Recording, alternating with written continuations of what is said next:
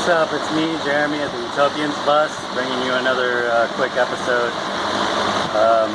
Had a little issue with filming with the Ospho.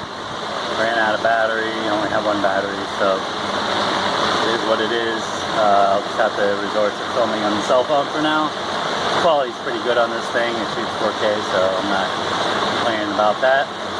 So yeah, I guess let me turn this thing around and I can give you a little tour of what I've been up to. A little narration style. Bear with me. So, as I was saying, this is our beautiful bus here. It's a 40-foot 2001 International with a DT 466 and an MD Allison 3060 transmission. Very good drivetrain on it. It's got pretty decent tires. It was a team bus, so it's got these belly boxes on the side, which is a plus. So we don't have to add an extra cost and step to building under storage, which is great. We'll still need to mount some tanks under there and place for a generator and things like that, but that'll come in the future. So I'm going to start here at the front. This is an Ohio bus, so it's got a little bit of rust damage. Actually, quite a bit of rust damage. If you look underneath this wheel well here, that's an I-beam there, and it's definitely, you know, rusted pretty much all the way through. So I'm gonna have to reinforce that. I've got friends that weld, and I'm gonna try to get some good lessons and have a lot of practice at welding myself. So I've got a little stick welder, and if anything I can't do with that, I'll bust out the TIG.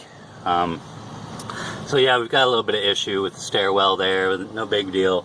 If you look under here, there's some scaling, but mostly that is just undercoating peeling away. So I'll have to get under here and really get messy and grind away, and then give it a nice rubberized undercoating to further protect it. Also a little treatment of Ospho, which I'm finding works very well for reversing rust, and it basically converts it back into metal using oxidation process.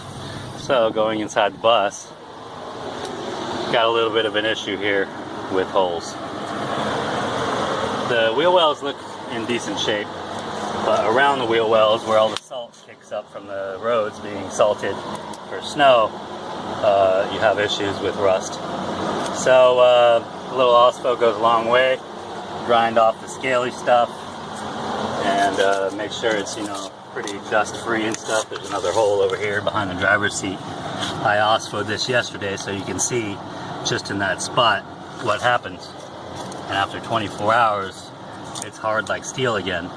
So it definitely does a great job of reversing that rusting process. And then I can go back in there and grind some more and patch this up. A few spots in the little side panels, same thing. You know, I just do the best I can cleaning that up and, you know, making sure all this dust and grime is out of there. And then give it a coat of this Ospho. So stuff works great. Found a really good deal on it at our local hardware store. About half the price of what I could find it for online. Using this little 1-gallon garden sprayer that, you know, just pump it up and you can set the mist on it or for a stream to get in those hard to reach areas.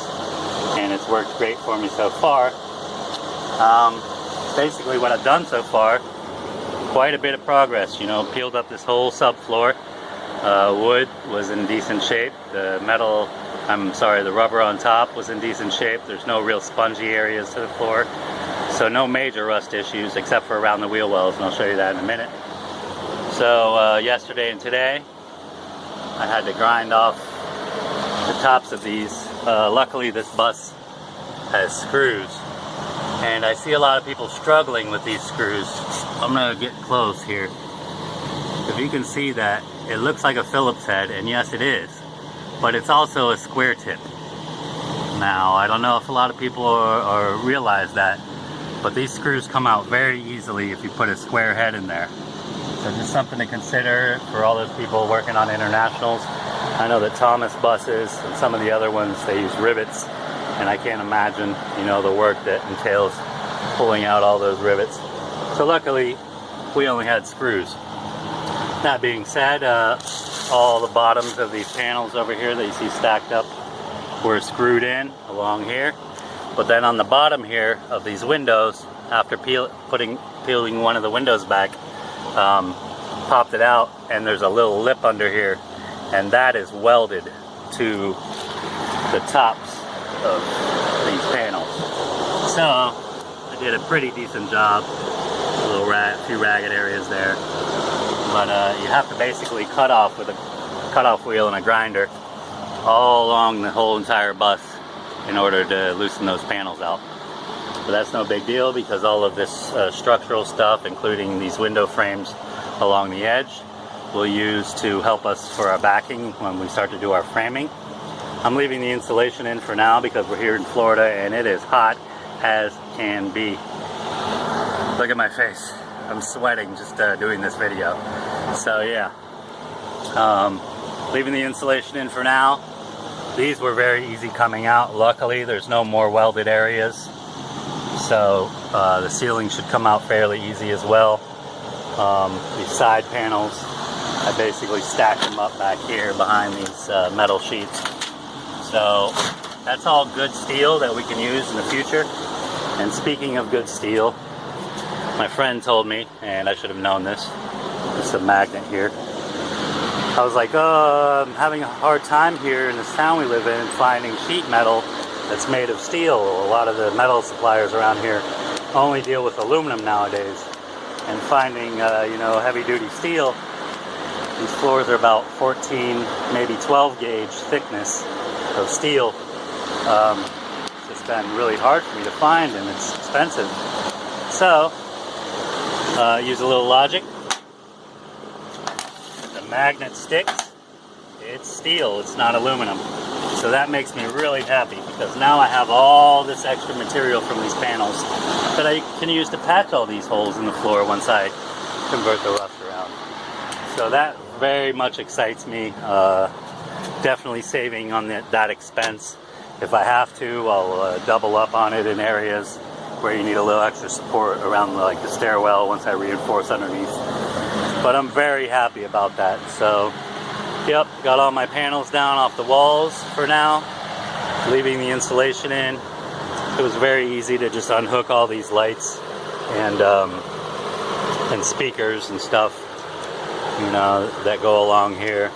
I'm using this as a little cubby area for my little Bluetooth speaker there. That's kind of cool. So yeah, we've got some serious rust issues, but it's not a big deal, because these buses are made very strong, and these cross members in here are just solid steel, and even if they're rusted through in areas, I can get some angle iron and reinforce that, you know, tack on a few pieces with welding. I've already started to cut, you can see here, this metal all the way along there, right along, using the edge of this cross member as a guide so I don't cut into the frame. And then I'll cut along the side, being careful with the cross members, of course. Probably cut it right up to about here to this joint where I see this pretty bad rust here. All this other stuff can be ground down. My advice, get yourself a big grinder. This is a 7-inch grinder. Most people you see that are doing these schoolie conversions or any kind of stuff get these little Harbor Freight 4.5-inch grinders, and they're very good for holding a cutoff wheel, which is what's on there now, and for cutting metal. But when it comes to grinding down rust, you want something heavy duty. And this particular grinding, polishing flap disc works really well. This is an area here that I've Ospho'd as well, because I wanted to put this metal down for storage purposes, and this part of the floor wasn't bad at all as far as rust goes. But I sprayed it with Ospho anyway to convert it.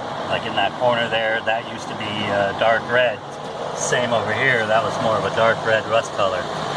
So, here, let me shut the fan off because that's noisy. I'm sorry. That's probably better. I'm here screaming over the fan. Sorry about that. So you can already see this rust converting, and I only sprayed it on a short while ago, and it really does a good job, the Ospho does, of converting this. So you can spray it a little bit in here. You still see some of those brown areas, But after it dries and cures over a 24-hour period, you can come back and grind it again, and you're basically just treating it like metal.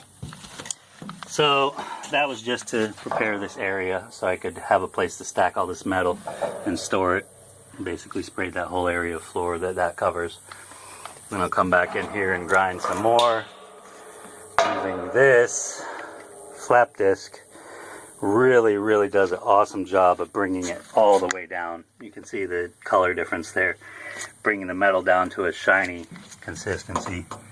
I mean, it's very impressive how this thing works, and it's flexible too. So yeah, I definitely recommend using one of these, corrugating up rust and preparing it, you know, to put on the Ospho. It does a great job, whereas the grinder, the little mini grinder, does not do as well. And of course it's a lot larger, so it works real well with the large one. So yeah, I guess that's the update, other than the holes in the floor that I wish weren't there, but you know, I just cut all that out and replace it with some sheet metal, make sure it's nice and sturdy, and probably coat it with some Rust-Oleum too before I even put it in there, you know, front and back, to keep it from rusting in the future. Nice epoxy or oil-based paint usually works well, primer works well to seal that stuff in and keep it from further rusting. You know, taking these back panels out was pretty easy. I did have to take this little part here, it's a backer for the latch that goes on the door, and kind of pry away at it because it was in front of the panel that was here. But this all came out as one piece. I wanted to definitely inspect back here because towards the bottom of this panel I saw holes and the rust and stuff coming through, and it's obvious, you know, I may have to put a few strips back in there to support that as well. After I clean that up, I'll probably cut some of that really bad metal out and then just try to replace it with a new piece there, so I have something to frame to later on. But the body of the bus is in decent shape. It was repainted on the outside from the windows down after they did some body work to, I guess, some rusty areas. So we appreciate that, even though we're going to repaint it. You know, it can't be school bus yellow. A lot of states don't allow that and will ticket you and fine you heavily for driving around in a school bus chrome is the color, colored vehicle. So we're not going to take any chances with that. Plus we want to make it look nice and like more like a mobile home and RV, so we may be able to get into some RV parks, you know, whereas they turn away a lot of buses that look ratty. Yeah, so I've got some serious corrosion back here, but nothing major. Just some areas that need replacing. I'll probably leave this panel on because it is riveted in and I don't even want to mess with that, and it seems a lot stronger and more structural and not rusting in a lot of areas. So I'll probably leave that in, and we'll either spray foam this with insulation later on, which is probably the best solution for insulating for heat and cold, or we might just stick with the foam or possibly some recycled denim insulation. There's all different ways to do this stuff. So yeah, I guess that's it for this update. Got all the wall panels down, clean this place up. You know, I try to sweep and vacuum as I go, so I'm not creating a huge pile to trip over and get in the way of things like the Ospho. Gonna have to remove this back panel. And then these top panels don't seem like a problem at all. Of course, I'll have to remove the hatches first so I don't damage them. Pretty soon this thing will be down to a skeleton, and we'll be at our next stages after patching up the floor and converting all the rust over and getting underneath the frame. Even in that middle spot, I'll be able to climb down into the middle of the bus and, like Fred Flintstone style, and get at some of the frame that's more badly damaged from the salt, and you know, treat that so it doesn't rust further, and it, you know, we're confident going down the highway that this thing's not going to fall apart on us. So yeah, that's my update. I'll bring you guys another one soon. I'm going to try to get my filming capabilities under control and get some more batteries for the Osmo so I can do better time lapses and better video production, because it's always nice to see a great video instead of hearing somebody rant all the time and not have any organized thoughts or anything. This is a great project for really any type of person to get into, as long as you have the willpower and the motivation and the drive, and you know you want to be like us and be more free and spend time traveling. You buy a school bus, make sure the engine and transmission's good, and other than that, you know, you've got your work to do. But it's worth it in the long run, because this is going to be a beautiful home on wheels, and we don't need that much space. We don't need a huge house. You know, we went from about 1,600 square feet down to this, which is about 250, a little more square foot. So simplify your life, make it easy, live well, and be able to see all the things that you probably never dreamed of seeing, because people spend their lives working for a living and just have to take vacations and never really enjoy those vacations. So yeah, that being said, I'm going to end this on a fine note, and I'll talk to you guys soon. Signing off for the Utopians bus, I'm Jeremy. Thanks for joining me, and please subscribe. Talk to you soon. Peace.